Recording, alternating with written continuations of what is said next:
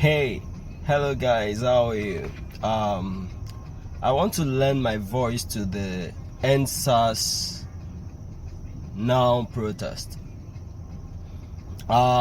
Yes, this is coming differently from my apostolic or pastoral messages.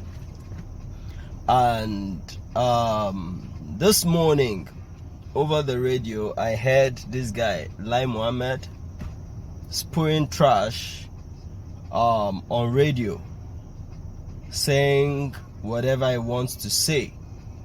And later today, I also saw a message from Doyin Okukpe, who in 2014, while he was in government, organized thugs to attack us protesters. Every government do not like protests. No government like anyone standing to them. But for many years, the government has failed the people. They don't want you to talk. They send security agencies to cow you. But we can never be cowed anymore. Before now, as of last week, two of my friends, Gimba Kakanda and Ibrahim, that we call Morocco, were battered by the police and were threatened that God saved them, that it wasn't at night. They would have wasted them. This is the rot in the society before now. This is the rot. This is how Nigerians have been killed, have been maimed. But let me tell you this. Many people in government, although the politicians, they never want you to raise your voice. They never want you to talk back at them, because they kept on dividing Nigerians on the ground of religiosity or religion and ethnicity. But they are miffed. They are surprised right now that Nigerians don't even care what religion or what ethnic you are from.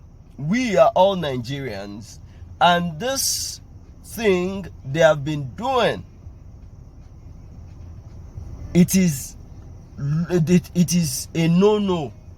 It is a no-no. Right now, National Assembly need to be defunded. National Assembly is also a part of Nigeria's problem. When over 120 billion is being spent on 400 and something members, while the Nigerian people go hungry. Now you look at it critically. They don't want to stop earning the illegality they are earning. They don't want it to stop.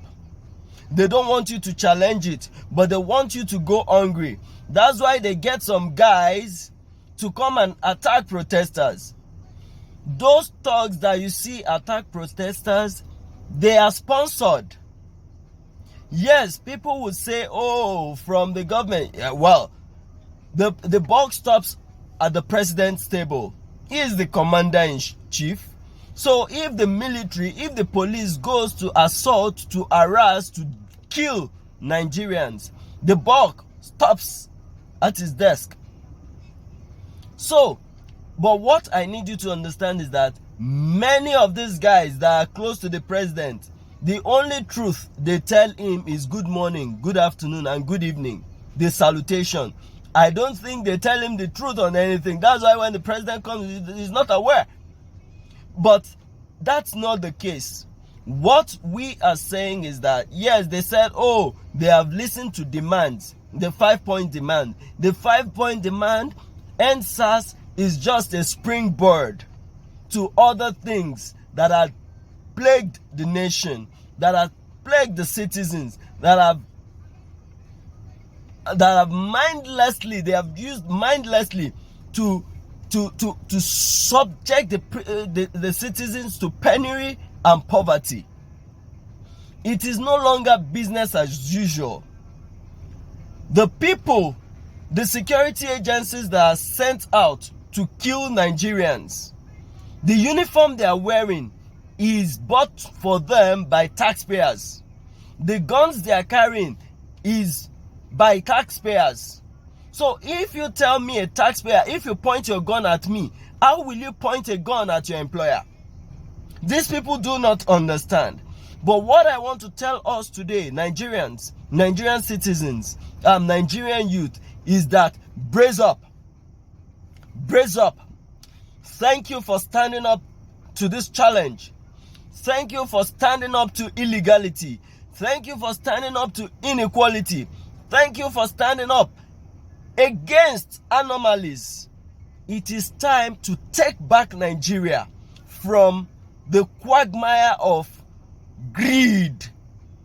The greedy people out there that have used their positions to keep Nigerians in permanent penury, permanent poverty.